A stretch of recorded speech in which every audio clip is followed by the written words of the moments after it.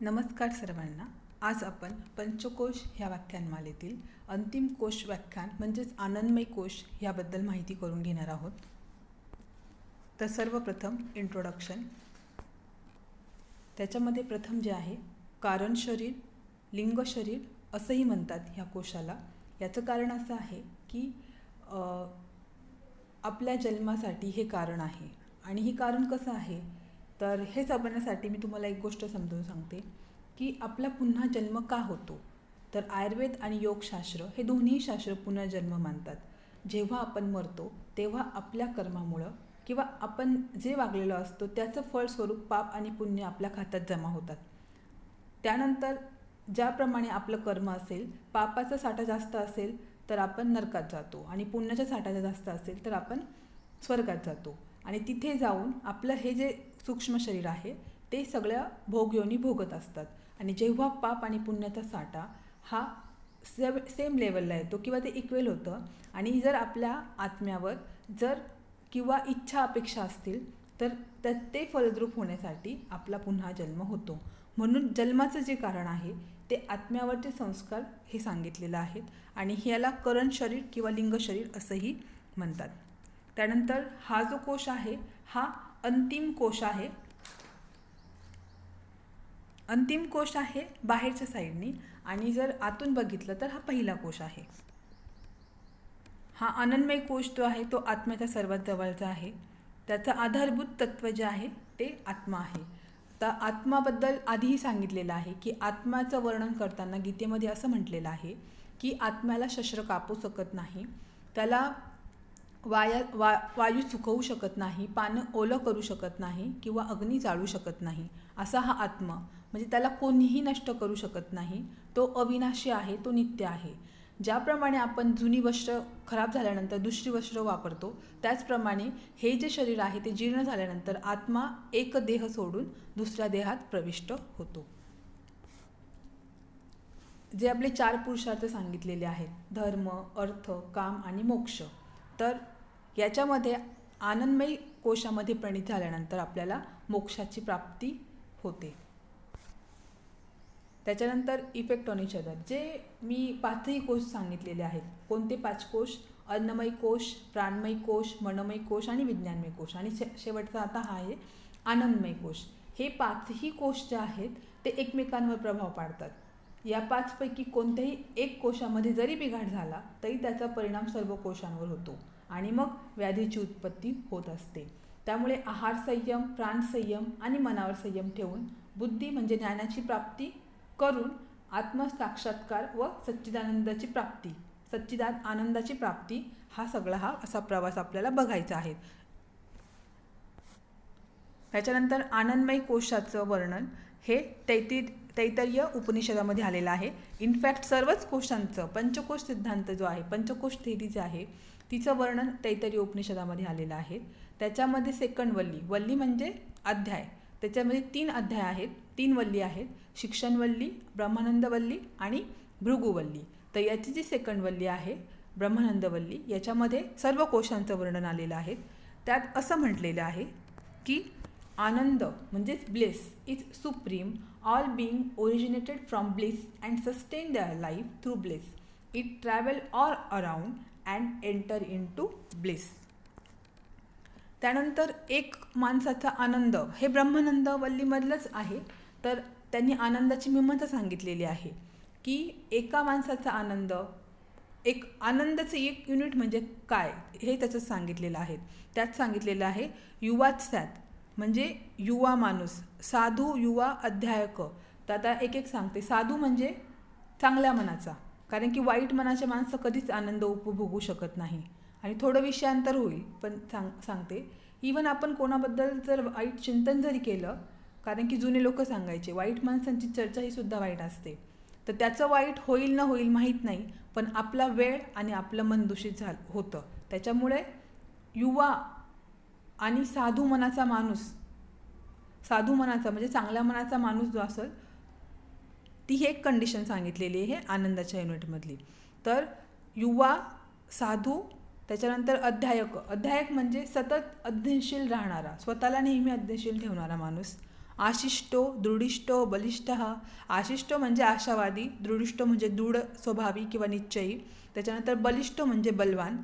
तस्येय पृथ्वी सर्व्यावी तस्य पूर्णस्यात्. याचा अर्थ असा आहे की सर्व सृष्टी किंवा सर्व पृथ्वीवरची जी संपत्ती आहे ती त्याच्या पायाशी लोळण घालते आहे. अशा माणसाचा जो आनंद आहे तो आनंदाचा एक युनिट सांगितलेला आहे. विचार करा, आनंदाचं एक युनिट म्हणजे हा माणसाचा आनंद आहे. आणि आपण कशामध्ये आनंद शोधतो ही एक विचार करण्यासारखी गोष्ट आहे. त्यानंतर आनंदमय कोशाचे विभाग सांगितलेले आहेत. त्याच्यामध्ये प्रथम विभागाचं तत्त्व जे आहे ते ब्रह्मतत्व सांगितलेलं आहे. त्याच्यानंतर द्वितीयामध्ये सूक्ष्म प्रकृती ठेवलेली आहे, तृतीयामध्ये सूक्ष्म प्राण ठेवलेला आहे, चतुर्थमध्ये अहंकार ठेवलेला आहे, पंचममध्ये चित्तमंडळ ठेवलेलं आहे आणि षष्ठमध्ये म्हणजे 6व्या भागामध्ये आत्म्याचं वर्णन केलेलं आहे किंवा आत्मा हे ठेवलेलं आहे. तर आपण आता आनंदमय कोश साधना पद्धती कोणकोणत्या आहेत ते बघूयात. त्यामध्ये प्रथम जे आहे ते शोकरहित आत्मा. हे खूप महत्त्वाचं आहे, शोकरहित आत्मा. पण ठेवायचं कसं ना, स्वतःला शोकरहित ठेवायचं कसं? तर एक उदाहरण सांगते. जेव्हा कौरव आणि पांडवांचं युद्ध चालू होतं तेव्हा अर्जुन हा खूप शोकयुक्त झालेला होता.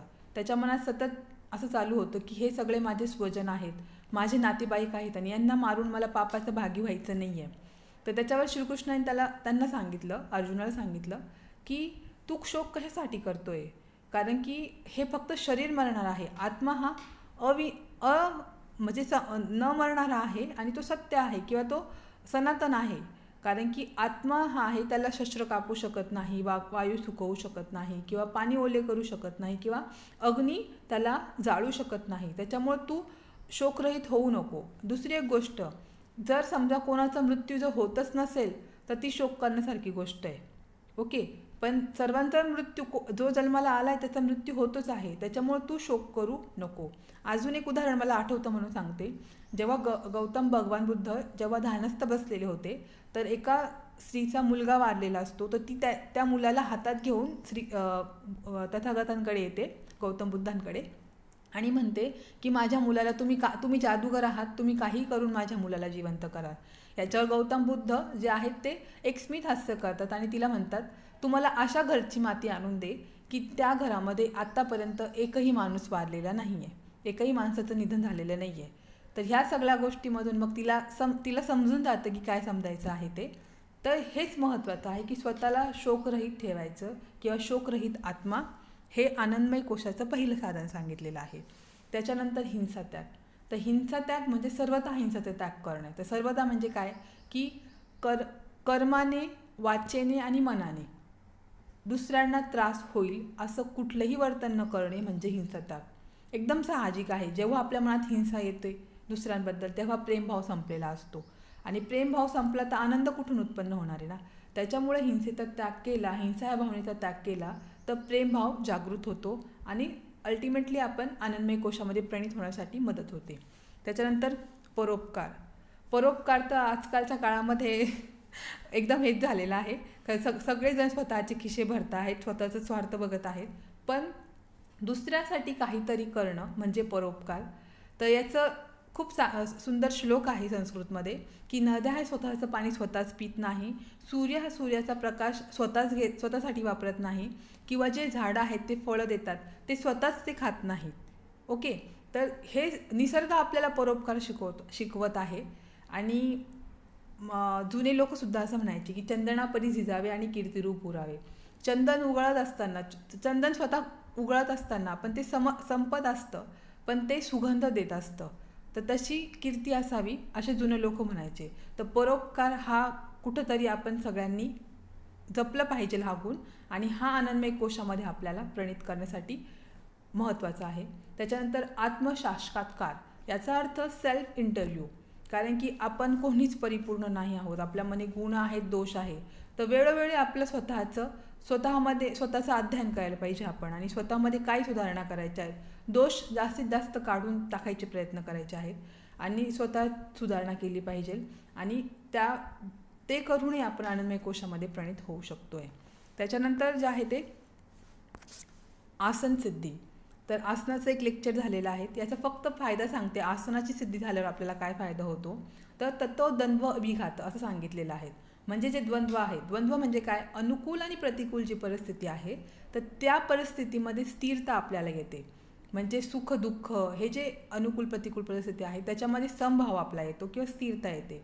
शरीरामध्ये स्थिरता आणि दृढता आणायचं काम आसन करतं आणि यामुळेही आपण आनंदमय कोशामध्ये प्राणित होऊ शकतोय. त्यानंतर जे आहे ते प्राणायाम सिद्धी. प्राणायाम सिद्धीचा प्राणायामाचं लेक्चर झालेलं आहे, मध्ये प्राणायामाबद्दलची बरीचशी माहिती सांगण्यात आलेली आहे. आता फक्त इथे प्राणायामाची सिद्धी झाल्यानंतर अज्ञानाचं आवरण दूर होतं. अज्ञानाचं आवरण जर दूर झालं तर सत्य आणि असत्य याच्यामधला आपल्याला फरक कळतो. आणि दुसरं जे आहे ते प्राणावर कंट्रोल येतं.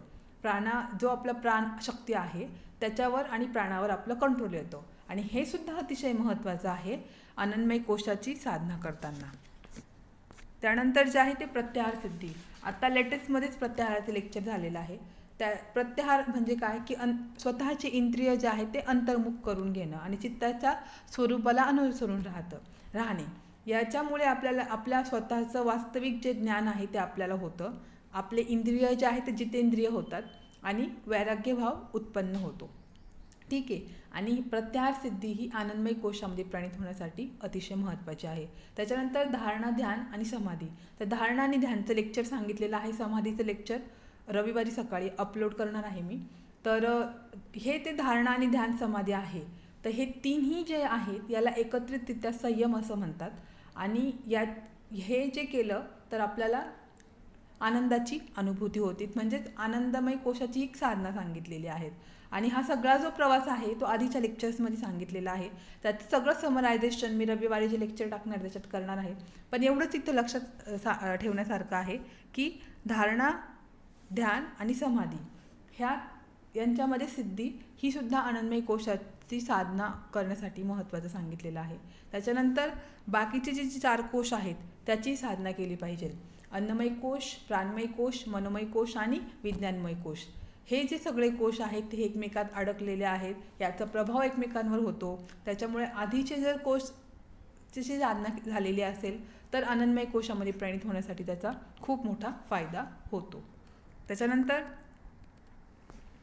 आनंदमय कोशाची साधना किंवा आनंदमय कोश साधना केल्यानंतर काय काय लाभ होतात, तर आनंद मीमांसा हा याच्यामधला महत्त्वाचा लाभ आहे. आनंदमय कोश शुद्ध झाल्यावर मधुर हर्षयुक्त भावना निर्माण होतात. मनुष्य हा विवेक, ख्याती आणि स्थितप्रज्ञ होतो. मनुष्य जो आहे हा निरंतर आनंदाची अनुभूती घेत असतो. म्हणजे तो कुठल्याही सिच्युएशनमध्ये त्याच्यामधला जो आनंद आहे तो टिकून राहतो. मग ती वाईट सिच्युएशन असो किंवा चांगली सिच्युएशन असो. आणि ही समाधीसाठी हे खूप महत्त्वाचं आहे सगळं. त्यानंतर काही प्रश्न विचारले जातात, कॉमन प्रश्न ह्या लेक्चर्समधून. तर त्याच्यामध्ये पहिलंच आहे की आनंद आणि सुख हे एक आहेत का, तर हे एक नाही आहे. आनंद जो आहे तो परमनंट आनंद आहे. ओके. आणि सुख जे असतं ते क्षणिक असतं. तर समजावून सांगण्यासाठी मी एक उदाहरण देते. समजा माझ्याकडे कुठलंही वाहन नाही आहे, म्हणजे व्हेकल नाही आहे, तर मी आधी सायकल घेतली तरी मला आनंद होतो. कारण की कसं आहे, काहीतरी गेन केलं किंवा काहीतरी मिळवलं तर आनंद होणारच आहे. आनंद म्हणजे सुख सांगते मी. सुख होतं मला. आनंद, मी सायकल घेतली तर मला सुख मिळतं, डेफिनेटली मला सुख मिळतं. काहीतरी मी अचीव करते किंवा काहीतरी घेते, 5-10 वर्ष तो आनंद टिकतो. नंतर मला 2 व्हीलर घ्यायची अपेक्षा लागते. काहीतरी करून मी 2 व्हीलरही घेतली, त्याच्या परत 5-10 वर्ष ते सुख टिकतं. त्याच्यानंतर परत मला 4 व्हीलर घ्यायची अपेक्षा लागते. हे असं जे आहे हे कंटिन्यू चालत असतं. आणि हे म्हणजे क्षणिक सुख आहे. म्हणजे थोड्या काळासाठी ते सुख राहतं, त्याला सुख म्हणतात. आणि आनंद म्हणजे जे चिरकाल किंवा परमनंट जे सुख भेटतं त्याला आनंद असं म्हणतात. त्यानंतर काही लोक असं म्हणतात की सगळं काहीच न करता डायरेक्ट आनंदमय कोशाची साधना केली तर कसं चालेल ना. आनंदमय कोशाची डायरेक्ट साधना करून ह्या स्टेप आहेत. इथे स्टेप आहेत. अष्टांग योगाचं जे आहेत त्या स्टेप नाही आहे. पण इथे पहिल्यांदा तुम्हाला अन्नमय कोशाचीच साधना करावं लागेल. अन्नमय कोश साधना करून तुमचं जे स्थूल देह जो आहे तो तुम्हाला आधी नीट करावा लागणार आहे. कारण की अन्नामुळे आपल्याला बल पण मिळतं, बुद्धी पण मिळते. अन्न जे आपण जसं खाऊ तसं आपल्याला बळ मिळेल, बुद्धी मिळेल आणि शरीर हे सर्व पुरुषार्थ प्राप्तीचे साधन हे शरीर सांगितलेलं आहे. त्याच्यामुळं पहिल्यांदी आपल्याला अन्नमय कोशाचीच साधना करावी लागणार आहे. त्याच्यानंतर प्राणमय कोशाची, नंतर मनोमय कोशाची. मनोमय जो कोश जर दूषित असेल तर आनंद कसा मिळणार आहे ना. तुम्ही ज्या मनात राग आहे, द्वेष आहे, तर कसं की तुम्हाला आनंदमय कोश साधना कशी तुम्ही करू शकणार आहे. त्याच्यामुळं हा जो सिक्वेन्सच आहे, आधी आपल्याला अन्नमय कोशाची, नंतर प्राणमय कोशाची, नंतर मनोमय कोशाची आणि नंतर विज्ञानमय कोशाची साधना करून आपल्याला आनंदमय कोशाची साधना करायची आहे. तर अशा प्रकारे आपण हे पंचकोश व्याख्यानमाला ही आज समाप्त होत आहे. जर काही प्रश्न असतील तर नक्की विचारा ह्या ईमेल ID वर. Thank you for watching.